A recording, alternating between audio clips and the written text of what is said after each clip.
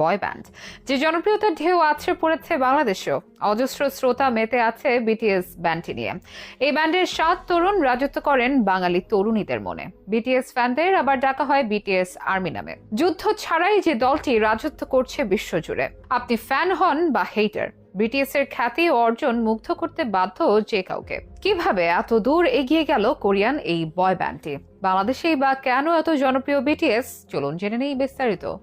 দক্ষিণ কোরিয়া দেশটি সম্পর্কে জানা রয়েছে সবারই। বিশ্বের বুকে উন্নত একটি দেশ, আর তাদের উন্নতির পেছনে গুরুত্বপূর্ণ অবদান রয়েছে বিটিএস এর। শুনতে কিছুটা অবাক লাগলেও কোরিয়ান অর্থনীতিতে বড় একটি ভূমিকা পালন করে বিটিএস ব্যান্ড, যারা বাংতান বয়েজ নামেও পরিচিত।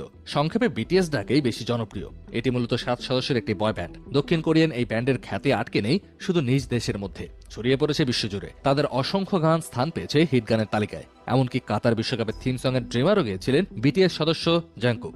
বিশ্বজুড়ে কোটি কোটি ফ্যান রয়েছে বিটিএস ব্যান্ডের। বাংতান বয়েজ তথা বিটিএস এর আছে অজস্র ও বিরল সব রেকর্ড। দক্ষিণ কোরিয়ার অসংখ্য নাগরিক বিটিএস সদস্যদের জাতীয় সম্পদ হিসেবে বিবেচনা করেন। বাংলাদেশেও বিটিএস নিয়ে মাতামাতি করা তরুণ তরুণীর সংখ্যা নেহাত কম নয়। তবে রাতারাতি এই অবস্থানে চলে আসেনি বিটিএস। খ্যাতি এসেছে দিনে দিনে। এই ব্যান্ডে মোট 7 জন সদস্য রয়েছেন। প্রফেশনালি যাদের নামগুলো হচ্ছে Jin, Suga, J Hope, R M, Jimin, V ও জাংকুক। 2010 সালে বিগ হিট এন্টারটেইনমেন্টের মাধ্যমে তাদের পথ চলা শুরু। তখন দল গঠন শুরু হয় আর এম কে দিয়ে, তাই তাকে বিটিএস লিডার ডাকা হয়, যেখানে একে একে যোগ দেন বাকি 6 জন। 2013 সালে তারা আত্মপ্রকাশ করেন। খেয়ে জানতো সেদিনে সেই 7 তরুণের বিটিএস পরবর্তীতে বিশ্ব কাঁপাবে, সারা বিশ্বে কোরিয়ান পপের ঝড় তুলবে। গত এক দশকে নিজেদের অনন্য এক উচ্চতা নিয়ে গিয়েছে এই বয় ব্যান্ড।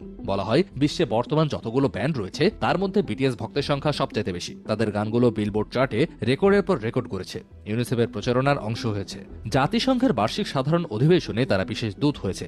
এমনকি ডাক পেয়েছেন মার্কিন প্রেসিডেন্ট জো বাইডেনের থেকেও। 2022 সালে ফিফা বিশ্বকাপ থিম সং এর জন্য বাছাই করা হয় এক বিটিএস তারকাকে। জাংকুকের ড্রিমার দিয়ে শুরু হয়েছিল স্মরণীয় কাতার বিশ্বকাপ।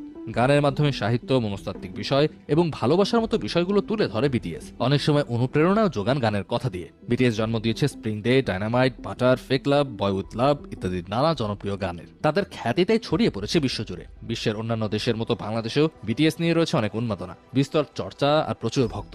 দেশীয় অনেক তরুণীর মনে বাস করেন বিটিএস এর 7 সদস্য। বাদ যান না তরুণেরাও। অনেকে ব্যাংককে গিয়ে পর্যন্ত বিটিএস এর কনসার্ট উপভোগ করেন। বিটিএস এর অসাধারণ সব গানই মূলত জন্ম দিয়েছে এত এত শ্রোতা ও অনুরাগী, যার প্রভাব পড়েছে বাংলাদেশি তরুণ তরুণীদের মাঝেও। শুধু গানেই নয়, আচার আচরণ, পোশাক সব ক্ষেত্রেই তাদের অনুসরণ করে চলছে অনেকেই। বাংতান বয়েজের গানে মাতোয়ারা অজস্র বাংলাদেশি শ্রোতা। গড়ে উঠেছে বেশ কিছু ফেসবুক গ্রুপও। অনেকের দক্ষিণ কোরিয়ান দেশ ও ভাষা সম্পর্কেও আগ্রহ এসেছে বিটিএস থেকেই। স্বকীয় বৈশিষ্ট্যের কারণেই বিটিএস ব্যান্ড এত জনপ্রিয়। তাদের ফ্যানদেরও ডাকা হয় অভিনব নামে, বিটিএস আর্মি। কোন প্রকার যুদ্ধ কিংবা বিদ্রোহ ছাড়াই যারা রাজত্ব করছে বিশ্বজুড়ে। বাংলাদেশও সেটা ব্যতিক্রম নয়। যদিও